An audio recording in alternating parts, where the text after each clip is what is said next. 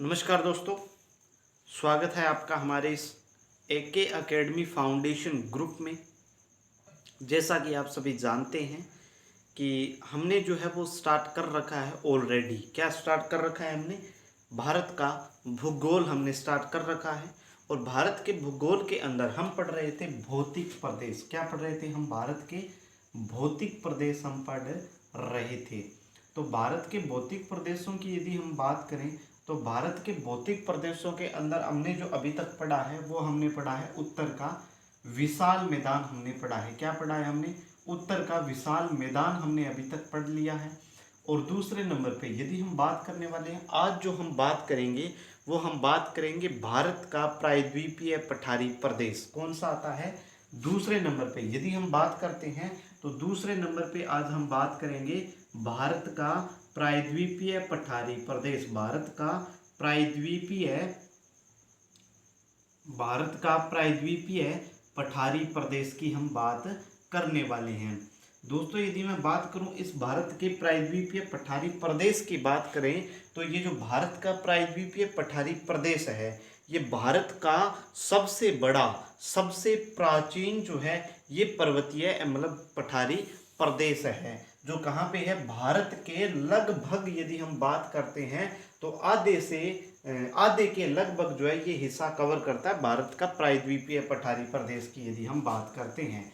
तो जो भारत का प्रायद्वीपीय पठारी प्रदेश है ये प्रमुख रूप से किन किन क्षेत्रों के अंदर फैला हुआ है यदि मैं बात करूं तो कुछ एक फैक्ट्स की बात करते हैं। तो भारत का प्रायद्वीपीय पठारी प्रदेश जो है प्रमुख रूप से इन क्षेत्रों के अंदर फैला हुआ है। ये जो पूरा का पूरा एरिया है ये भारत के प्रायद्वीपीय भाग के अंतर्गत आता है। प्रायद्वीपीय भारत के नाम से इसको जाना जाता है। यदि हम बात करें भारत के प्रायद्वीपीय भाग की तो जो भारत का प्रायद्वीपीय भाग है वो जो है, पहली बात तो ये किसका भाग है? तो गोंडवाना लैंड का भाग है। गोंडवाना लैंड का भाग है ये। अब ये गोंडवाना लैंड होती क्या है? देखो, यदि हम बात करें, देखो गोंडवाना लैंड का मतलब ये होता है कि कहीं कभी जो मतलब महासागर के अंदर दो द्वीप हुआ करते थे। ये इस प्रकार की आपने थ्योरी कहीं सुनी होगी भी, आंगार लैंड और गोंडवाना लैंड है ना, पेंथालासा सागर से संबंधित कुछ एक ऐसी इसकी बातें हैं भी। दोनों के अंदर आपस में टकराव हुआ था, ये दो भागों के अंदर टूट गया, आंगार लैंड और गोंडवाना लैंड। भारत के अंदर यदि मैं बात करूं जितने भी भौतिक प्रदेश है, चाहे वो किसी भी स्टेट के भौतिक प्रदेश हो, चाहे वो किसी भी मतलब राज्य से संबंधित हो, मतलब पूरे के पूरे भारत के अंदर जितने भी भौतिक प्रदेश है वो सारे के सारे गोंडवाना लैंड से संबंधित है। कोई भी आंगार लैंड से संबंधित भारत के अंदर एक भी भाग नहीं पाया जाता है। पूरे के पूरे डिपेंडेंट्स जो है वो पूरे के पूरे डिपेंडेंट्स आपके गोंडवाना लैंड के ऊपर निर्भर करते हैं। उसके बाद में बात करें भारत के प्रायद्वीपीय पठारी प्रदेश की, तो भारत का जो प्रायद्वीपीय पठारी प्रदेश है ये भारत का क्या है? सबसे प्राचीन, ठीक है ना, सबसे प्राचीन और सबसे सबसे लंबा क्या है? ये प्रायद्वीपीय पठारी प्रदेश है। इसके यदि हम बात करें, इसके कुल क्षेत्रफल की बात करते हैं तो इसका जो कुल क्षेत्रफल है ये 16 लाख वर्ग किलोमीटर के अंदर फैला हुआ है। जबरदस्त है ना, ये 16 लाख वर्ग किलोमीटर के अंदर फैला हुआ है पूरे भारत के अंदर। तो सबसे पुराना ये भाग आता है, 16 लाख वर्ग किलोमीटर के अंदर क्या ये फैला हुआ है। इसकी यदि हम बात करें फैलाव की तो इसका जो फैलाव है ये चित्तौड़गढ़ यानी कि कहाँ से लेकर के? राजस्थान के चित्तौड़गढ़ से लेकर के, कहाँ से? राजस्थान के चित्तौड़गढ़ से लेकर के कहाँ तक? कुमारी अंतरीप यानी कि हम बात करते हैं कन्याकुमारी की यानी कि उत्तर से दक्षिण के अंदर इसका जो विस्तार है वो कहाँ पे है? तो उत्तर से दक्षिण के अंदर यदि हम बात करें इसके विस्तार की तो उत्तर से दक्षिण का जो विस्तार है ये चित्तौड़गढ़ राजस्थान के चित्तौड़गढ़ से लेकर के कन्याकुमारी तमिलनाडु तक ये फैला हुआ है। उत्तर से दक्षिण के अंदर इसका विस्तार है। यदि हम बात करें पश्चिम से पूर्व की ओर इसके विस्तार की यदि हम बात करते हैं तो पश्चिम से पूर्व की ओर इसके विस्तार की बात करते हैं तो इसका जो विस्तार है ये गुजरात से लेकर के कहाँ तक फैला हुआ है? गुजरात से लेकर के वेस्ट बंगाल तक फैला हुआ है। यानी कि कहाँ तक फैला हुआ है? पश्चिम बंगाल तक फैला हुआ है। ये भारत का जो प्रायद्वीपीय पठारी प्रदेश है ये प्रमुख रूप से गुजरात से लेकर के पश्चिम बंगाल तक फैला हुआ है, और राजस्थान के चित्तौड़गढ़ से लेकर के कन्याकुमारी तमिलनाडु तक ये फैला हुआ है। इसका इतना जबरदस्त विस्तार है, कुल कितने, तो 16 लाख वर्ग किलोमीटर के अंदर ये फैला हुआ है। इसके अंतर्गत आपको मानचित्र देख के पता लग ही गया होगा कि इसके अंदर भारत के कौन कौन से स्टेट आते हैं। अगर नहीं पता लगा तो मैं आपको बता देता हूं, अगर पता लग गया हो तो कमेंट करके बता देना, ठीक है। यदि हम बात करें इसके प्रमुख रूप से स्टेट कौन कौन से आते हैं, इसके अंदर स्टेट्स की बात करते हैं, तो स्टेट की यदि मैं बात करूं तो मैं आपको एक मैप के माध्यम से थोड़ा सा समझाने का प्रयत्न करूंगा, ठीक है ना, मैप्स की। तो इसके अंदर कौन सी यदि हम बात करें, ये आपका राजस्थान यहाँ पे है, तो राजस्थान का जो दक्षिणी पूर्वी हिस्सा है, एक तो राजस्थान का कौन सा हो गया, south western sorry eastern, south eastern जो एरिया है वो पूरा का पूरा आता है। दूसरे नंबर पे यदि हम बात करते हैं तो मध्य प्रदेश आता है। मध्य प्रदेश के बाद में बात करते हैं तो छत्तीसगढ़ आता है। छत्तीसगढ़ के बाद में बात करें झारखंड आता है। झारखंड के बाद में बात करते हैं तो दक्षिणी बिहार आता है। दक्षिणी बिहार के बाद में बात करते हैं गुजरात आता है, महाराष्ट्र आता है, केरला आता है। केरला के बाद में बात करें कर्नाटका आता है, तमिलनाडु आता है, आंध्र प्रदेश आता है। आंध्र प्रदेश के बाद में बात करते हैं तमिलनाडु हो गया, आंध्र प्रदेश हो गया, उड़ीसा आता है। इसके अलावा कौन सा आता है, वेस्ट बंगाल भी इसके अंतर्गत आता है। इसके अलावा यहाँ पे छत्तीसगढ़ है, छत्तीसगढ़ के बाद में झारखंड है, महाराष्ट्र है, ये एरिया इसके अंतर्गत प्रमुख रूप से आता है। यानी कि भारत के अंदर भारत का जो प्रायद्वीपीय पठारी प्रदेश है इसके अंदर आधे से ज्यादा भाग के अंदर ये फैला हुआ है।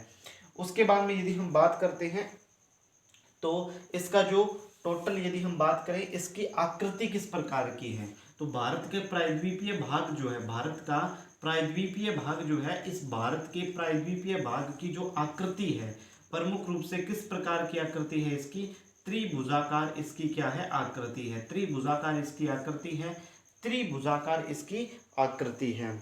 उसके बाद में यदि हम बात करते हैं तो इसकी जो ढाल है, इसकी यदि हम बात करें ढाल की, तो इसका जो ढाल है वो किस प्रकार का ढाल है, लहरदार इसका ढाल है। किस प्रकार का ढाल है इसका, लहरदार जो है वो इसका ढाल है। उसके बाद में यदि हम बात करते हैं इसकी औसत ऊंचाई की, यदि हम बात करते हैं औसत ऊंचाई की बात करते हैं तो 450 से 750 मीटर इसकी क्या है, इसकी औसत ऊंचाई है। 450 से 750 मीटर जो है वो इसकी क्या है, औसत ऊंचाई है। उसके बाद में यदि हम बात करते हैं तो भारत का जो प्रायद्वीपीय पठारी प्रदेश है, भारत का प्रायद्वीपीय पठारी प्रदेश है, इस प्रायद्वीपीय पठारी प्रदेश को क्या कहते हैं, पठारों का क्या कहते हैं, पठारों का क्या कहते हैं, पठार कहते हैं। क्या कहते हैं, पठारों का क्या कहते हैं, पठार कहते हैं। क्यों कहते हैं, क्योंकि ये जो पठार है यानी कि भारत का जो प्रायद्वीपीय पठार है ये किससे मिलकर बना हुआ है, ये अनेक पठारों से मिलकर बना हुआ है। अनेक पठारों से मिलकर क्या है, बना हुआ है, ये अनेक पठारों से मिलकर बना हुआ है। तो ये प्रमुख रूप से पठारों का पठार कहते हैं क्योंकि ये अनेक पठारों से मिलकर के बना हुआ है। अब कौन कौन से पठार आते हैं, मोटा मोटी रूप से मैं यदि बात करूं तो इसके अंतर्गत वो कौन कौन से पठार आते हैं, तो सबसे पहले यदि हम बात करते हैं तो 4 प्रकार के इसके अंदर पठार आते हैं। 4 प्रकार के इसके अंदर पठार आते हैं, 4 प्रकार के पठार आते हैं। कौन कौन से पठार आते हैं, तो सबसे पहला आता है केंद्रीय उच्च भूमि के नाम से जिसे जाना जाता है। केंद्रीय उच्च भूमि है, केंद्रीय उच्च भूमि होता है। दूसरे नंबर पे यदि हम बात करते हैं तो पूर्वी पठार होता है। किस प्रकार का पठार होता है, पूर्वी पठार होता है। तीसरे नंबर पे बात करते हैं तो उत्तर पूर्वी पठार होता है। किस प्रकार का पठार होता है, उत्तर पूर्वी पठार होता है, उत्तर पूर्वी पठार होता है। और चौथे नंबर पे यदि हम बात करते हैं तो क्या आता है, दक्कन का पठार आता है। दक्कन का क्या आता है, यहाँ पे पठार आता है। तो ये 4 प्रकार के पठार आते हैं, केंद्रीय उच्च भूमि, पूर्वी पठार, उत्तर पूर्वी पठार और क्या आता है, दक्कन का पठार आता है। उसके बाद में यदि हम बात करते हैं तो इनके अंतर्गत जो है वो हम अलग अलग रूप से इनका जो है वो विस्तृत अध्ययन यहाँ पे करने वाले हैं। तो सबसे पहले यदि हम बात करते हैं तो केंद्रीय उच्च भूमि की हम बात करने वाले हैं। केंद्रीय उच्च भूमि की यदि हम बात करते हैं तो केंद्रीय उच्च भूमि को आगे कितने प्रकारों के अंदर बांटा गया है। सबसे पहला प्रकार इसका है अरावली पर्वत श्रेणी। कौन सी है, अरावली पर्वत श्रेणी आता है, अरावली पर्वत श्रेणी आ जाता है। ठीक है, दूसरे नंबर पे यदि हम बात करते हैं तो आता है मेवाड़ का पठार। कौन सा आता है? मेवाड़ का क्या आता है? पठार आता है। तीसरे नंबर पे यदि हम बात करते हैं तो आता है मालवा का पठार आता है। कौन सा पठार आता है? मालवा का पठार आता है। मालवा के पठार के बाद में बात करते हैं तो कौन सा पठार आता है? बुंदेलखंड का पठार आता है। कौन सा पठार आता है? बुंदेलखंड का पठार आता है। बुंदेलखंड का पठार आता है। बुंदेलखंड के पठार के बाद में बात करते हैं तो सतपुड़ा श्रेणी आती है। कौन सी आती है? सतपुड़ा श्रेणी आती है। और सतपुड़ा श्रेणी के बाद में बात करते हैं तो विंध्याचल श्रेणी आती है। कौन सी श्रेणी आती है? विंध्याचल श्रेणी यहाँ पे आती है। विंध्याचल श्रेणी आती है। कौन कौन से देखिए, जो केंद्रीय उच्च भूमि है ये इसके उपभाग है। कितने प्रकार के भाग है यदि हम बात करते हैं तो टोटल 6 होते हैं। कौन कौन से होते हैं? सबसे पहले आता है अरावली पर्वत श्रेणी, मेवाड़ का पठार, मालवा का पठार, बुंदेलखंड का पठार, सतपुड़ा श्रेणी, विंध्याचल श्रेणी। कौन कौन से? अरावली पर्वत श्रेणी, मेवाड़ का पठार, मालवा का पठार, बुंदेलखंड का पठार, सतपुड़ा श्रेणी, विंध्याचल श्रेणी। ये चीजें याद रखने की है, बहुत काम देगी पेपर्स के अंदर। सबसे पहले हम बात करने वाले हैं इसके अंदर अरावली पर्वत श्रेणी की। किसकी बात करने वाले हैं? अरावली पर्वत श्रेणी की हम बात करने वाले हैं। आज हम एक ही पढ़ेंगे अरावली पर्वत श्रेणी, बाकी को कल जो है वो डिस्कस हम करने वाले हैं। ठीक है, वरना वीडियो लंबा ज्यादा हो जाएगा थोड़ा। ठीक है ना, तो सबसे पहले आता है अरावली पर्वत श्रेणी। अरावली पर्वत श्रेणी की यदि हम बात करते हैं तो ये आपका प्यारा भारत है ना, मेरा भारत हिंदुस्तान, ये आता है ना। तो अरावली पर्वत श्रेणी की बात करते हैं तो अरावली पर्वत श्रेणी जो है कहाँ से कहाँ तक है? ये दिल्ली से लेकर के लगभग यदि हम बात करें गुजरात तक फैली हुई है। अरावली पर्वत श्रेणी का जो विस्तार है ये कहाँ से कहाँ तक है? तो दिल्ली से लेकर के यदि हम बात करते हैं तो गुजरात, दिल्ली, राजस्थान और गुजरात, दिल्ली, राजस्थान और गुजरात, इन क्षेत्रों के अंदर प्रमुख रूप से फैली हुई है। दिल्ली, राजस्थान और गुजरात के अंदर फैली हुई है। ठीक है, उसके बाद में यदि हम बात करते हैं तो इसका जो दक्षिण पश्चिम विस्तार है, यदि हम बात करें दक्षिण पश्चिम विस्तार जो है वो इसका, वो तो गुजरात के अंतर्गत आता है। कहाँ पे आता है? गुजरात में आता है। और उत्तर पूर्व के अंदर इसका जो विस्तार है वो आपके कहाँ पे आता है? दिल्ली के अंदर आता है ना। तो ये जो अरावली पर्वत श्रेणी है इसका जो यदि हम बात करें जो ऊंचाई है वो किस तरफ बढ़ती है, यदि हम बात करें इसकी ऊंचाई की तो इसकी जो ऊंचाई है वो दक्षिण पश्चिम से उत्तर पूर्व की ओर, दक्षिण पश्चिम से उत्तर पूर्व की ओर जो ऊंचाई है इसकी, दक्षिण पश्चिम से उत्तर पूर्व की ओर जो इसकी हाइट है या हम जिसके बोलते हैं ऊंचाई, वो क्या है? बढ़ती है। ये बात याद रखने योग्य है कि दक्षिण पश्चिम से उत्तर पूर्व की ओर जब अरावली पर्वतमाला में जाते हैं तो इसकी ऊंचाई में इंक्रीजमेंट देखने को मिलता है, बढ़ती है ऊंचाई हमेशा। ठीक है, तो इसकी जो टोटल लेंथ है यदि हम बात करें ये कितने क्षेत्रफल के अंदर फैली हुई है, ये जो टोटल है ये 800 किलोमीटर के अंदर टोटल कितनी है?